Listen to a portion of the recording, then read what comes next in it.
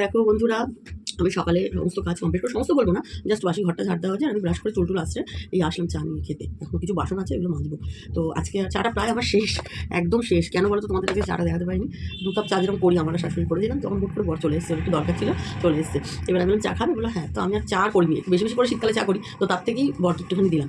বর বসে চা খাচ্ছিল। তা সকালবেলা কোনোদিন এক জায়গায় আমরা চা খেতে পারি না, সকালে না বিকেলে, কারণ ও কাজে থাকে। তা আজকে যখন এসেছে, তাহলে একটু চা খেতে খেতে গল্প করি।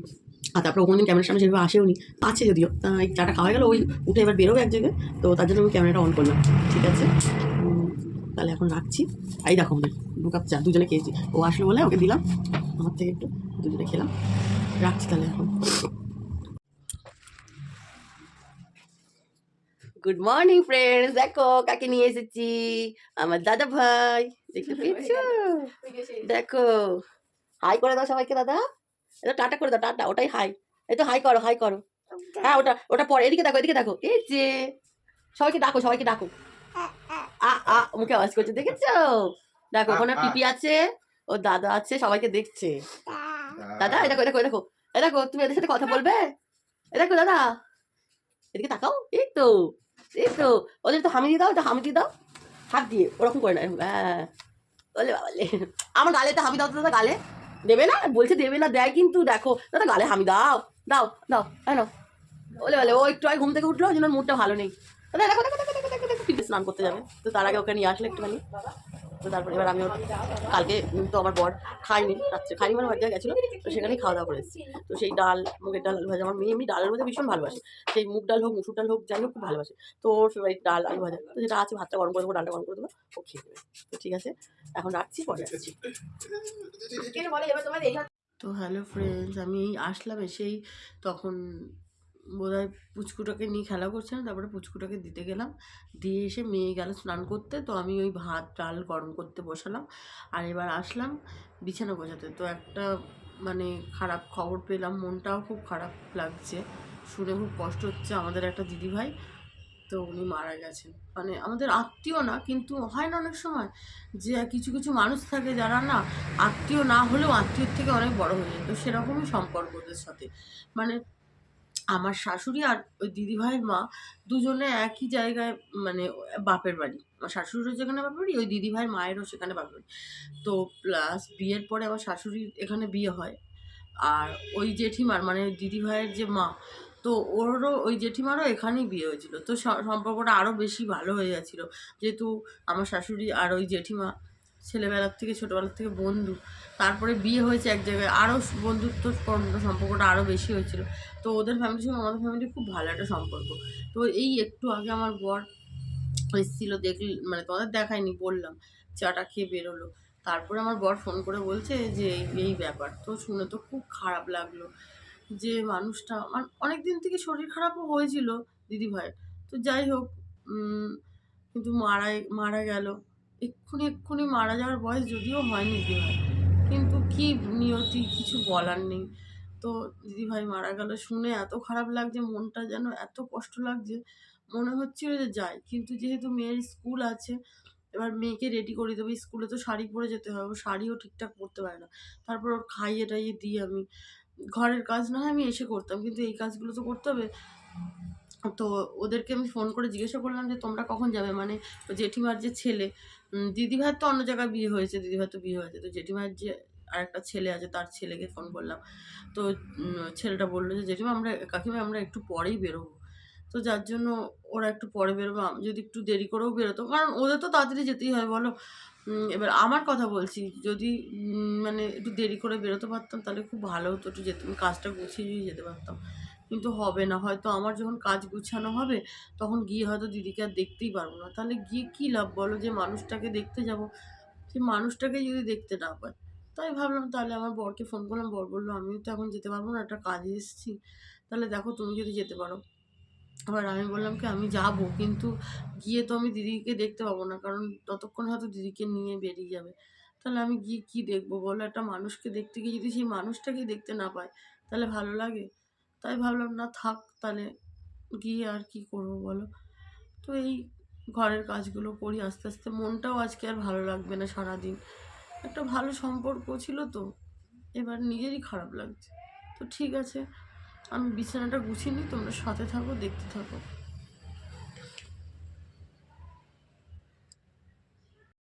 তো দেখো আমি চলে আসলাম বিছানা গোছাতে। বিছানা গোছানো বলতে জাস্ট সেরকম তো নোংরা হয় না, জাস্ট ব্ল্যাঙ্কেটটা ভাঁজ করে বালিশগুলো ঠিক করে রেখে আর চাদরটা গুছিয়ে নেওয়া, নিয়ে জাস্ট ওই ঝাঁটা আছে, ঝাঁটা দিয়ে ঝাঁট দিয়ে দেবো। এই তো বিছানা গোছানো, এমন কিছু না, যেহেতু বাচ্চা তো ছোটো না যে টাইম লাগবে, তো বেশিক্ষণ লাগে না। দেখো হয়ে গেল বিছানা গোছানো আমার কমপ্লিট। ঠিক আছে, আমার বিছানা গোছানো কমপ্লিট। এবার বাসন মাজতে যাবো। আর দেখো পুচকুটা চলে এসছে, এই যে কাজ ছিল ঠাম্মা দিয়ে গেছে, তো ওকে ঘুম পাড়াতে হবে। ও একদম সেই এখন ঘুম পেয়েছে ওর। দাদা কি হাত দিচ্ছ? এদিকে এসো, এদিকে আসো, এদিকে এসো। ও হাত দেন দাদা, পড়ে যাবে। তো ওকে এবার ঘুম পাড়াবো, ঘুম পাড়িয়ে তারপরে বাসন মাজতে যাবো। নাহলে আমি বাসন মাজতে গেলে ও এখন সারা ঘর লন্ড ভন্ড করবে। তো ঠিক আছে, এখন ক্যামেরাটা রাখছি, রেখে ওকে ঘুম পাড়িয়ে বাসন টাসন মেজে তোমাদের সাথে ক্যামেরাটা শেয়ার করছি। তো এখন রাখছি। হ্যাঁ,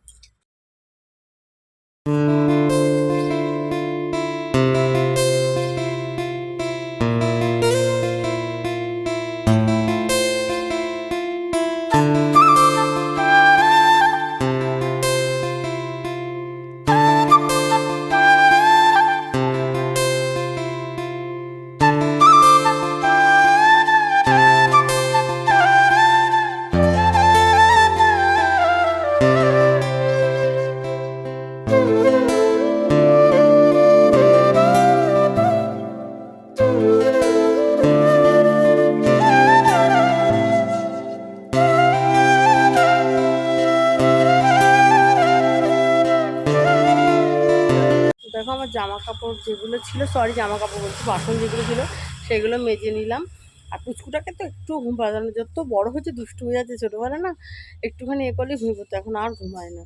তা সে ওকে এই পাশের বাড়িটা দিদিভাইয়ের বাড়ি দিলাম ধরতে, আর বাসনগুলো মেজে নিতে হবে। বাসনগুলো মেজে নিলাম আর এই সিঁড়িটা ধুয়ে নিলাম, এবার ঘরটা মুছে নেব।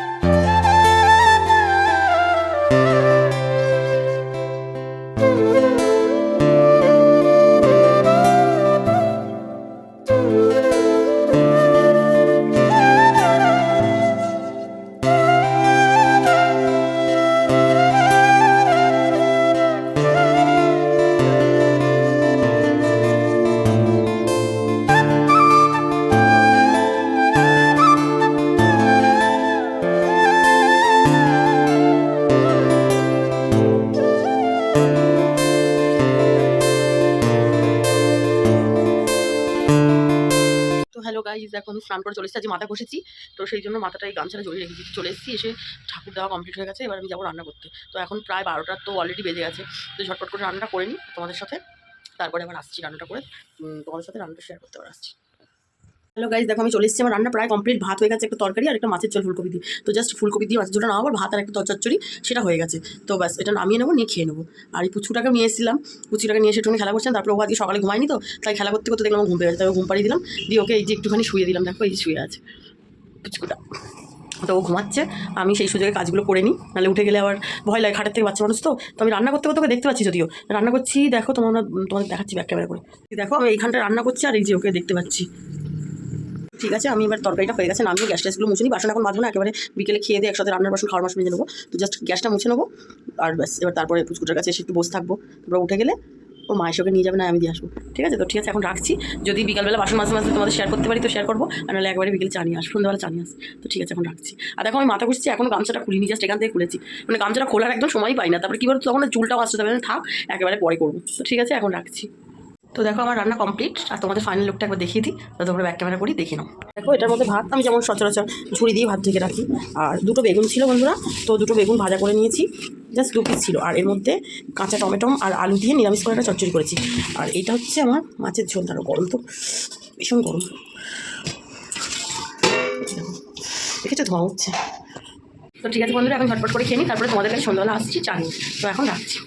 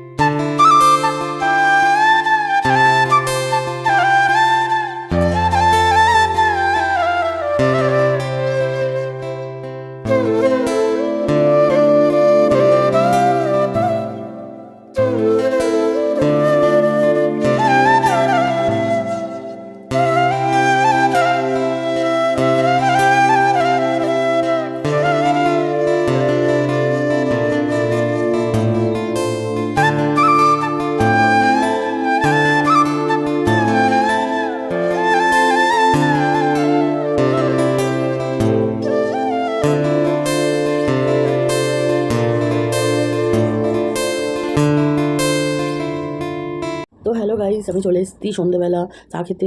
তো এখন সন্ধ্যে বলবো না, সন্ধ্যে অনেকটাই পর হয়ে গেছে। কারণ না কী হয়েছিল শোনো, কালকে তোমাদের বলি। কালকে যে ভিডিওটা বানিয়েছি, মানে যেটা তোমরা এই কিছুক্ষণ আগেই পোস্ট করলাম, অ্যাকচুয়ালি আমি না ভিডিও প্রত্যেকদিন সকাল 9টার সময় পোস্ট করি। আমি ওটা শিডিউল করে রাখি, ঠিক আছে? তো রাত্রিবেলা এডিট করে টাইটেল থাম্বনেল দিয়ে একদম পুরো শিডিউল করে রেখে দিই। তো ওটা আপনার সকাল 9টায় পোস্ট হয়। এবার আমি তো যেহেতু ইউটিউবে প্রথম মানে একদমই নতুন, কিছুই জানি না, যেটা মানে টুকটাক দেখছি, সেটা দেখে একটু শিখছি। তো কালকে একজনের ভিডিও দেখেছিলাম, তো সে বলেছিল যে পোস্ট করার আগে মানে প্রাইভেট করে রাখতে হয়, মেবি হ্যাঁ প্রাইভেট করে রাখতে হয়, তো তার কিছুক্ষণ পরে পোস্ট করতে হয়। এবার আমি না আজকে সেটাই করেছিলাম, মানে কালকে। তো আমি আর খেয়াল করিনি যে মানে সে ঠিকই বুঝিয়েছিল, আমি বুঝতে ভুল করেছি, তার কোনো দোষ নেই। কারণ তারা এত বড় বড় মানে কী বলবো বোঝায়, বা এত বড় বড় একটা ইউটিউবার, তারা এত সুন্দরভাবে বোঝায়, এই রিলেটেড ভিডিও নিয়েই তারা কাজ করে, তারা তো ভুল হতে পারে না বলো? আমারই বোঝার ভুল। তারা বলেছিল, মানে সে যার চ্যানেল দেখে আমি করেছিলাম, সে বলেছিল যে ভিডিওটা প্রথমেই পোস্ট করবে না, পোস্ট করার আগে অন্তত প্রাইভেট করে রাখবে, 15-20 মিনিট পরে পোস্ট করবে। তো আমার সেখানেই ভুল হয়েছিল, আমি মনে করেছিলাম প্রাইভেট করে রেখেছি। তো এইটা মনে হয় এখনই প্রাইভেট, মানে যখন আমি এডিট থাম্বনেল করেছি তখনই হয়তো প্রাইভেট করতে হবে, আর হয়তো আপনার পোস্ট হয়ে যাবে।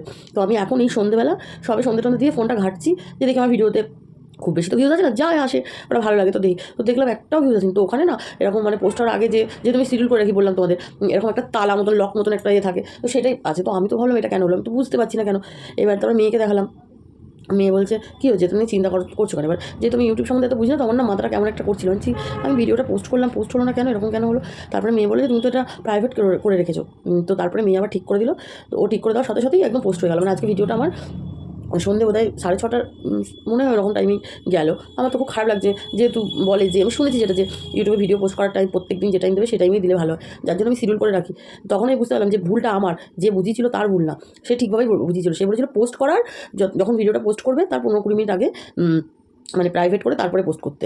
তো আমি ভেবেছি বোধহয় যে, কিন্তু সে তো বলেনি যে শিডিউল করা থাকলে এটা আমার বোঝার ভুল। যাই হোক, আমার ভুলেই এটা হলো। তো আমি বললাম ঠিক আছে, আজকে জিনিসটা মানুষ ভুল থেকেই তো শেখে। দেখ আমার আজকে ভুলটা হচ্ছে বলে আমি শিখলাম। তো যাই হোক, এটার মানে নেক্সট টাইম এই ভুলটা করবো না।